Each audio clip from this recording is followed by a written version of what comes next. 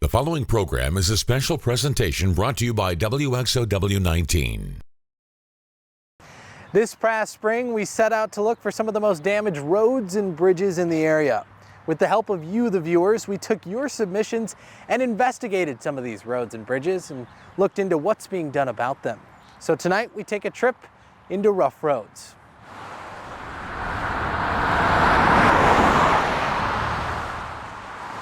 Hello, I'm host Mike Biermeister, and tonight we'll be looking into 8 different individual roadways and bridges that you, the viewers, saw as in poor condition. But before we can do that, we need to define how these conditions come to be. First, we'll look at how potholes and cracking form. According to AAA, potholes are created when groundwater seeps into the ground underneath the pavement. The water freezes there, it'll expand, which in turn causes the pavement to expand, bend, and crack. When the ice melts, gaps or voids are left in the surface underneath the pavement. As this process is repeated, the pavement continues to weaken. Potholes are often the result of fatigue cracking, according to the Pavement Interactive. Road cracks form due to heavy traffic or by climate, temperature, soil, and location. All of those factors can play a role. Now that we have a better understanding of how these conditions can come to be, we'll begin our investigation into these roadways. We'll begin here in La Crosse County with this stretch of County Road M from St. Joseph's to Berry Mills.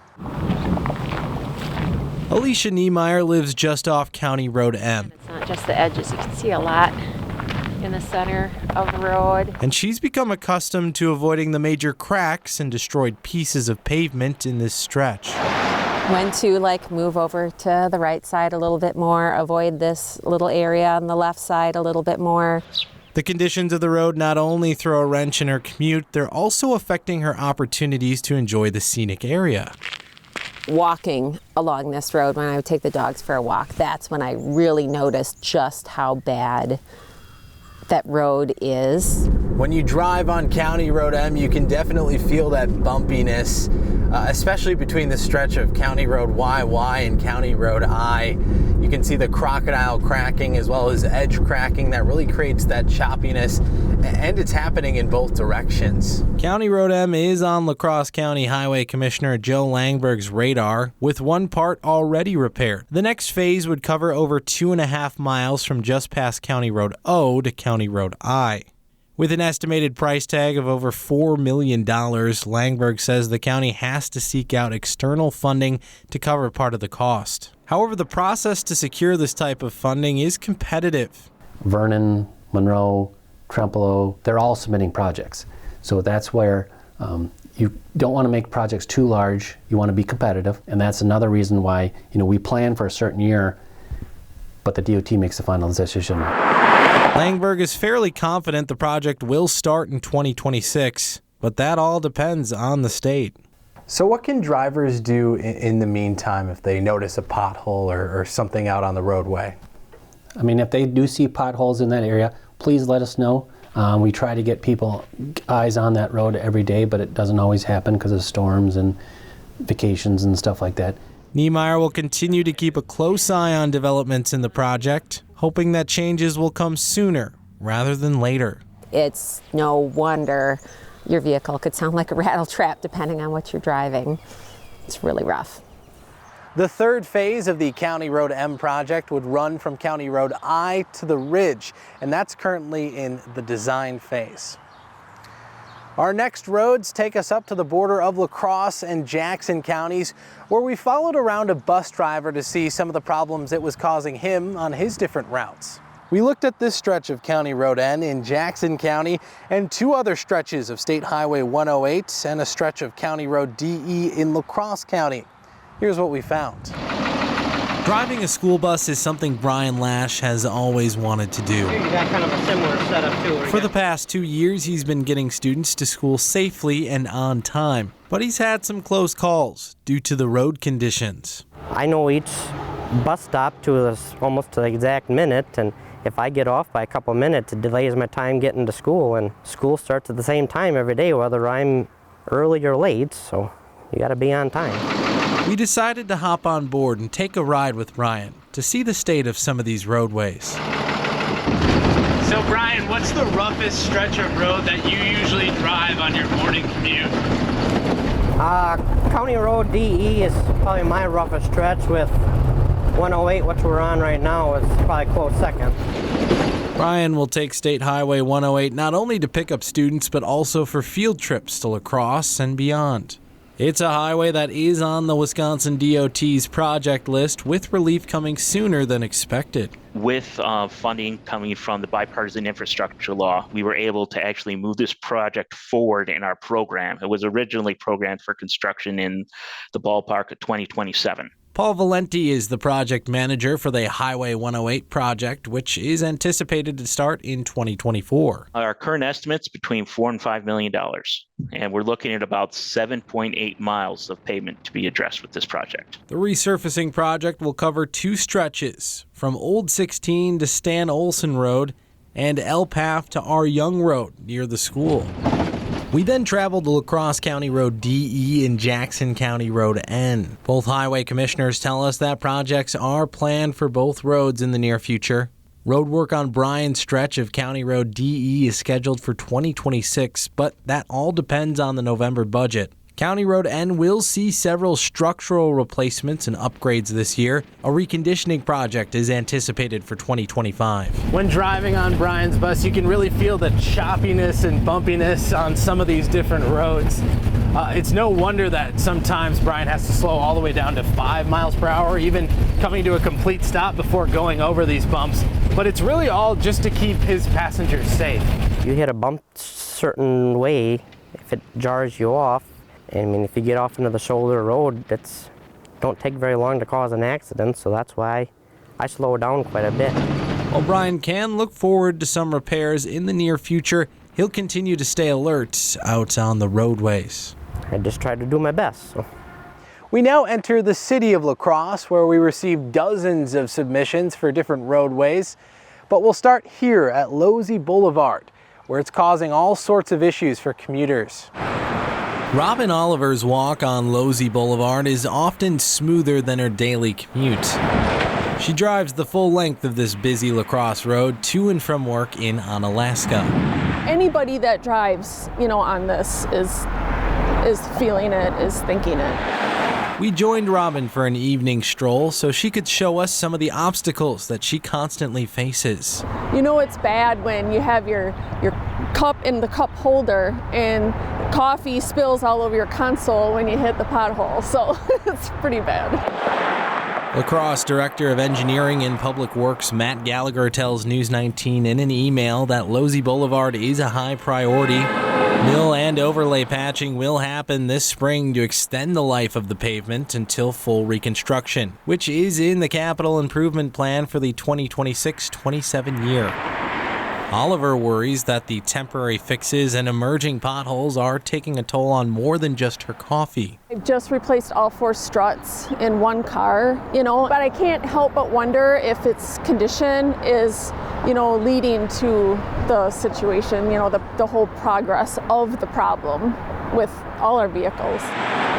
While she can't fully avoid Losey Boulevard, Oliver will continue to try and navigate around when she can. Anybody that's driven it is gonna feel it, is gonna know it, it's bad. And according to the city engineer, Losey Boulevard has never been fully reconstructed. Well, from Losey Boulevard, we'll head to our most requested streets by you, the viewers, downtown 3rd and 4th Streets. And these likely will not see repairs until the late 20s or even early 30s. They are the gateways through downtown La Crosse. 3rd and 4th Streets. Thousands of vehicles and pedestrians travel on them each week. That extensive use factors into the damages you see here. Rule of thumb, it's time to probably replace it at this point. Steve Flottmeyer serves as the planning chief for the Wisconsin Department of Transportation Southwest Region. He says the roadway is ready to be replaced and approaching its lifespan. In a while now, there has probably been some maintenance activities occurring on that roadway, but the last full reconstruct was in '79. While the city handles maintenance, the Wisconsin DOT is responsible for any major reconstruction project.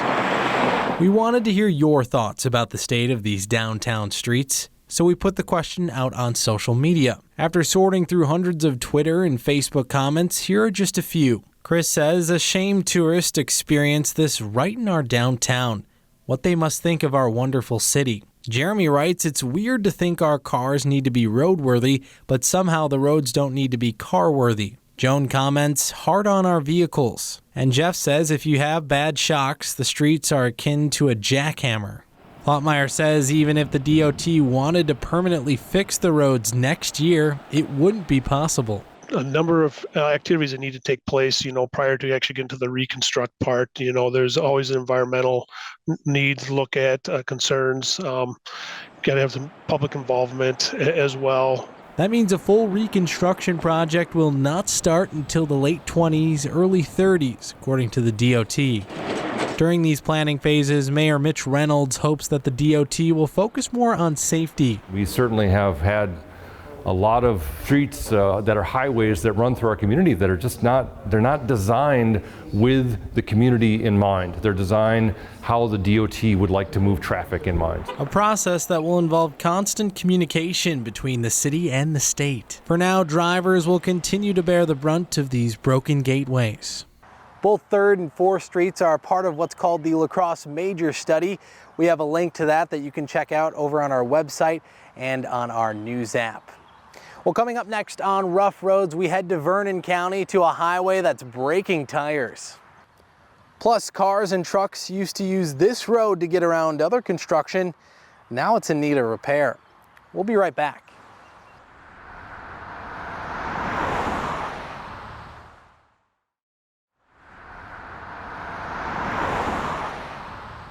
Our next 2 roads take us here to Vernon County, and both offer some very unique challenges for drivers. We begin with a closer look at Day Creek Road near the border of Vernon and Crawford counties. It connects Highway 14 and 61, and it's causing some neighbors all sorts of problems. My husband has a lot of back problems, so I can't even drive on this road when he's with me. Sandy Davidson actively tries to avoid Day Creek Road. Even though going around to Highway 61 or 14 adds time and miles to her commute. It's so bumpy that it's not worth driving on it anymore. While Sandy can often avoid it, her neighbor Jean Troxel isn't always as fortunate. Tough on the tires, it's tough on the suspension. We're zigzagging trying to avoid the worst of them, and if you meet another vehicle, you can't do that, so you have to go through the potholes or come to a complete stop. The road may look desolate at times, but last year this rural road served as a detour due to construction on Highway 61. All of that adding up to what we see today.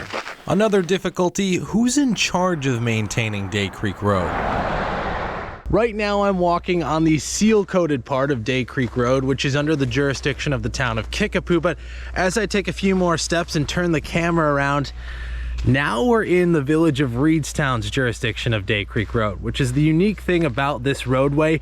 It's under 3 different jurisdictions over 2 counties. The most southern stretch of Day Creek Road falls under the town of Clayton jurisdiction. Troxel and Davidson say the town has plans to seal coat their stretch in the near future. So we reached out to the village of Reedstown clerk, who told us they're unaware of any construction plans for their portion of the road at this time. It's not good on our vehicles when we're driving through a whole road full of potholes, so it is a concern. For now, both Sandy and Jean will have to weather the spring and hope that changes will come soon. There's not much road here in the village of Reedstown, but what there is needs to be certainly taken care of. And since the story aired, Davidson tells us that the village has made some improvements to its portion of the road. Over to our next road now, which is Highway 82 that cuts across most of Vernon County. We'll focus on this nearly 15-mile stretch from DeSoto to Fargo. Tucked away on the border of Vernon and Crawford counties, alongside the Mississippi River, you'll find DeSoto, a small community with a lot of pride. It's what drew longtime ag teacher Ron Von Glahn to the area. I grew up in a small town, and I wanted my kids to grow up in a small town, so yeah, it worked out. Where he and others do not find pride is on the main artery through town, Highway 82. If you live in the area, that's one of the topics is always 82. You know, how's 82? It's just rough. It's just bad is all you get. It's been like this. We took a ride with Ron to see what folks here have been dealing with. About 4 years ago, back tire hit a pothole or a chunk missing out the side of the road, damaged the tire, and next thing you know, I'm buying new tires. This is the stretch of Highway 82 where Ron said he badly damaged his tire on his car, and he says it's due to some of this edge cracking that you see here, as well as some of this loose debris. $500 worth. You can't buy one, you gotta buy 2 tires. We're seeing traverse cracking, rutting, alligator cracking, and potholes requiring regular maintenance just to keep in service. Paul Valenti is the project manager for upcoming construction on this stretch of Highway 82. The state will resurface nearly 15 miles of pavement next summer. What would you say to those who believe that this project should have been done sooner? It's been so long since our last work on this project. We needed a larger amount of work to actually address the problems that are there. And that took time to identify and arrange for enough money to be available to actually do the project. The over $8 million project has been in the works since 2018 and is a massive coordinated effort. We're talking almost 50,000 tons of hot mix asphalt, a mile of guardrail, just to give an idea how much work this is going to be in the field.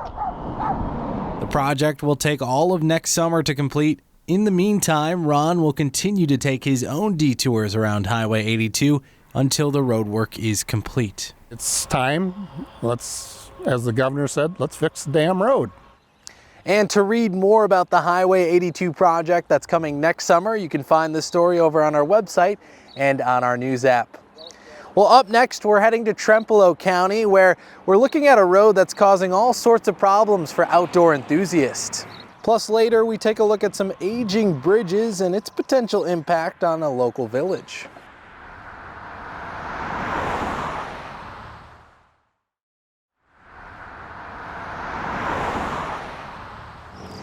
Thousands of people come to Perot State Park every year to check out the beautiful scenery and nature that western Wisconsin has to offer. But one unintended sight, the damaged roads in the park.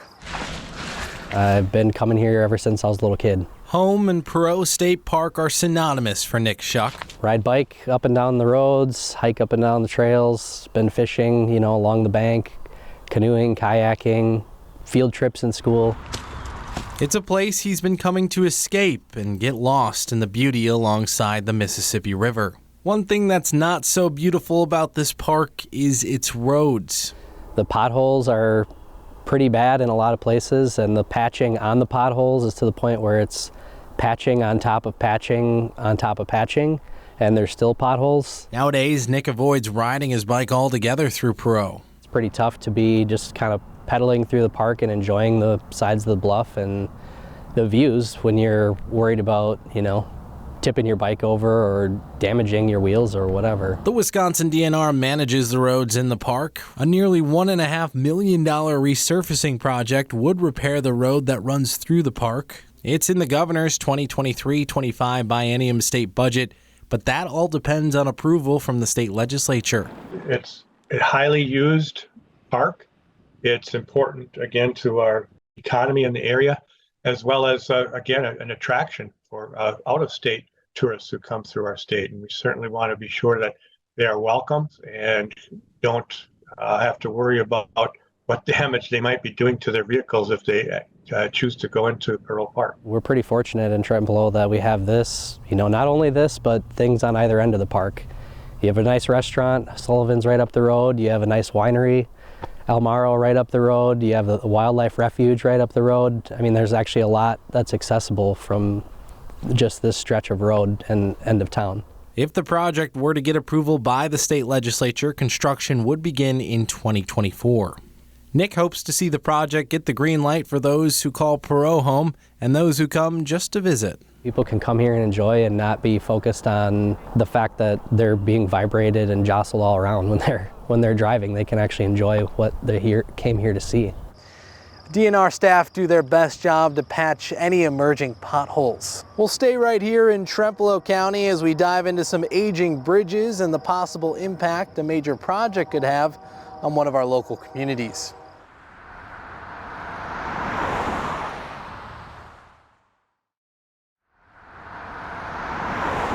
Finally tonight, we conclude with a series of bridges that are aging and badly damaged.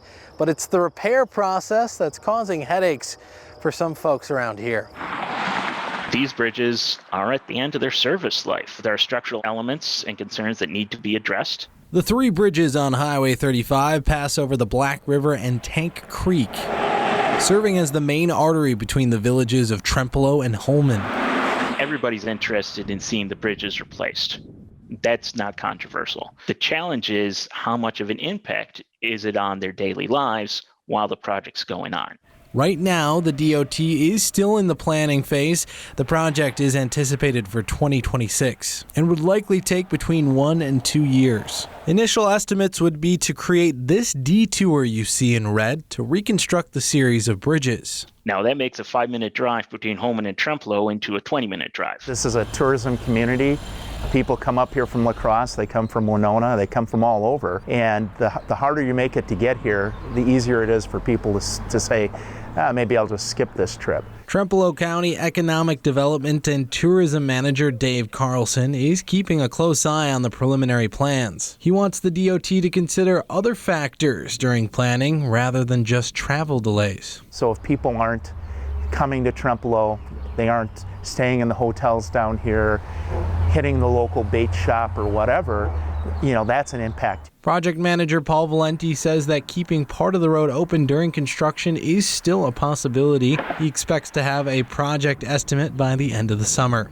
Meanwhile, Carlson is preparing to assist businesses regardless of what the DOT decides. Project needs to happen. Everybody understands that. But I think the positive is that DOT is maybe taking a second look at keeping that road open.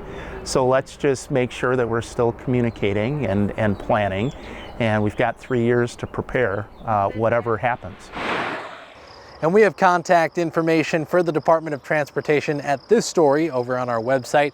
And you can find all of these stories at wxow.com/roughroads. Thanks for joining us.